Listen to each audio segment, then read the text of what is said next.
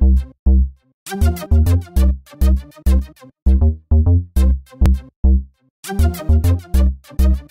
guys, what I want to talk to you about today is this thing I saw on Electronic Gaming Monthly. The other day, well it was Tuesday in fact of last week, I went down to pick up my pre-order copy of Injustice. And I was just like, you know what, I want to go to Empire Books and just sit there for a little bit. And I went and sat there and I picked up the Electronic Gaming Monthly magazine. I was like, oh cool, I'm going to read this because they're talking about Gears of War and stuff like that. So I sit down and I start reading through the letters to the editor and everything like that. And one of them, it really ticked me off.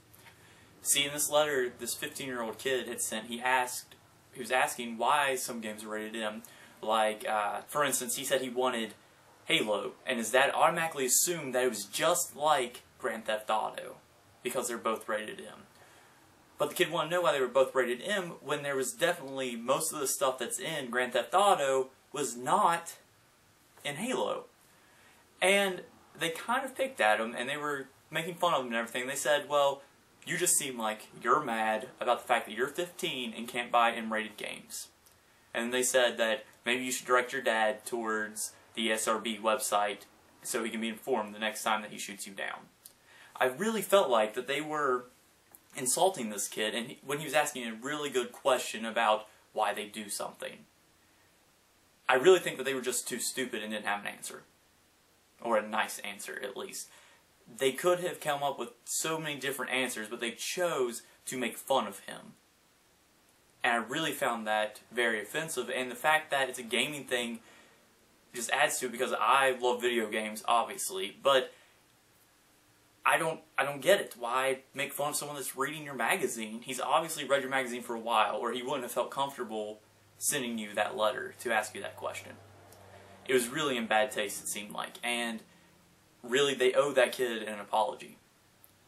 But it's not just things like the Electronic Gaming Monthly that is horrible about ratings and stuff. In fact, the whole ESRB system is completely useless when it comes down to it. We have 6-year-olds playing M-rated games. We have like 3-year-olds playing games like Arkham City and Arkham Asylum that are really, they have their demented parts about them, and I'll be completely honest about it. They're fantastic games, but they're way too dark for these little kids.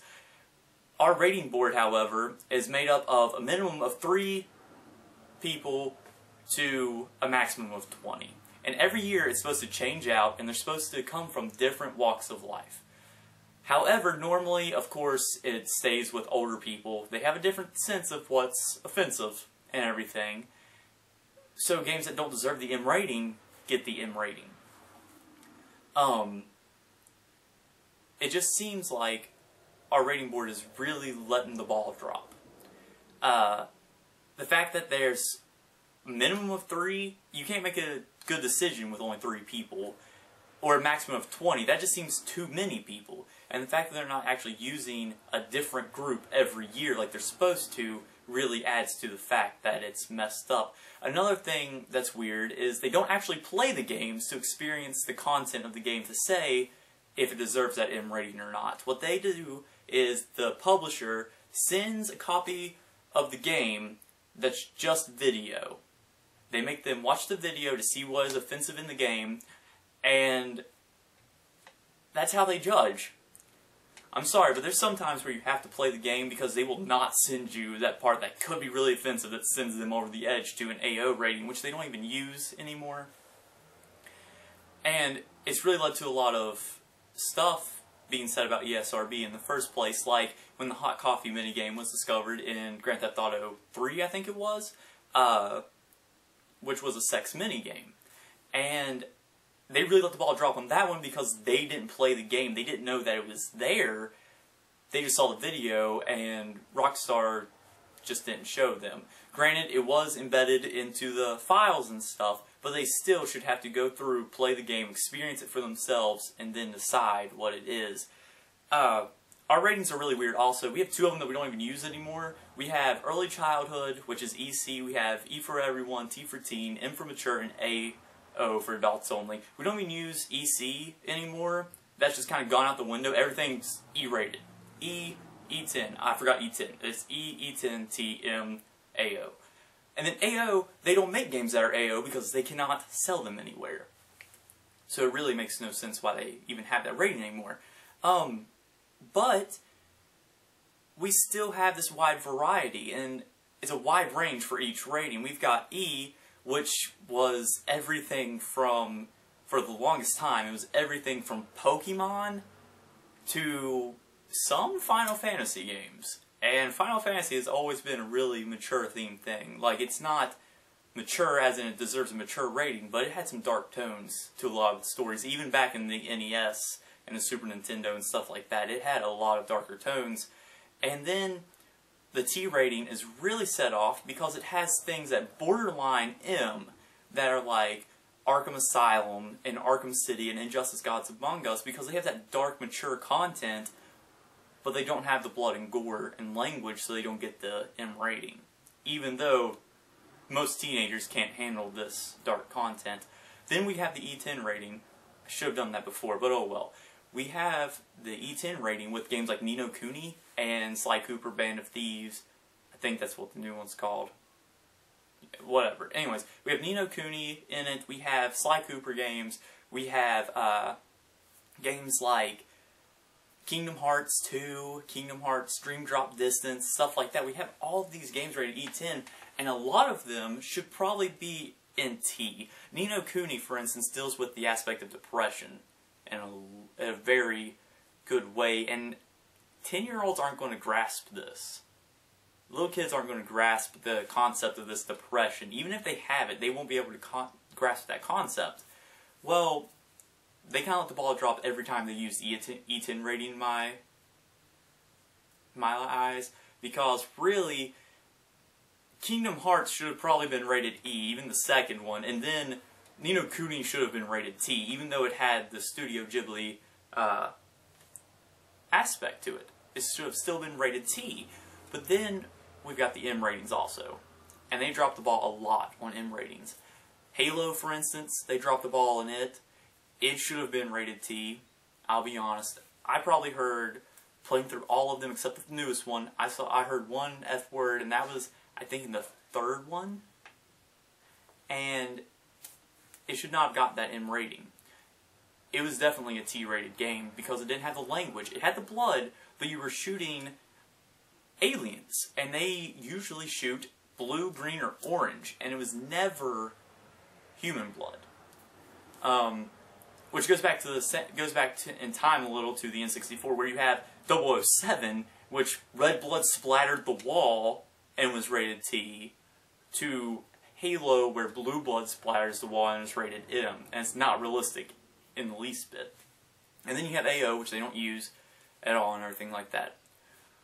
Well, our rating board obviously drops the ball a lot with its ratings and everything, and there's only one real rating board that I kind of agree with, and that's the PEGI rating system, which is a European rating system. I'm pretty sure some of you all have probably heard it. I don't really know. Anyways, it has PEGI 3, PEGI 7, PEGI 12, PEGI 16, and PEGI 18.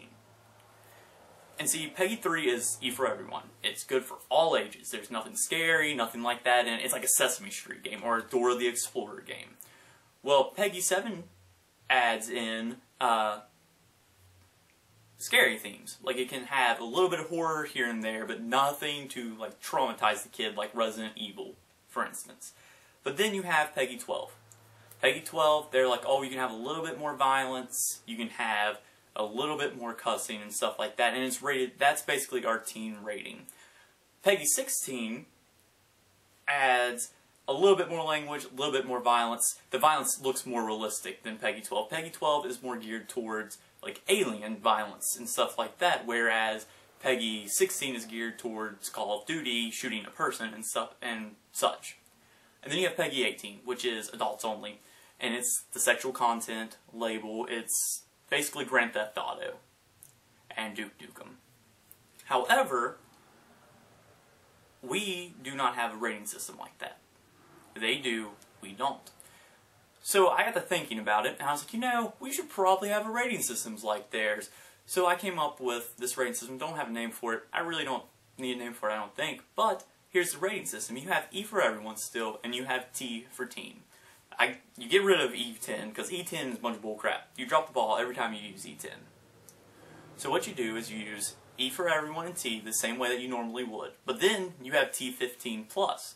In T15 Plus, you have games like Halo and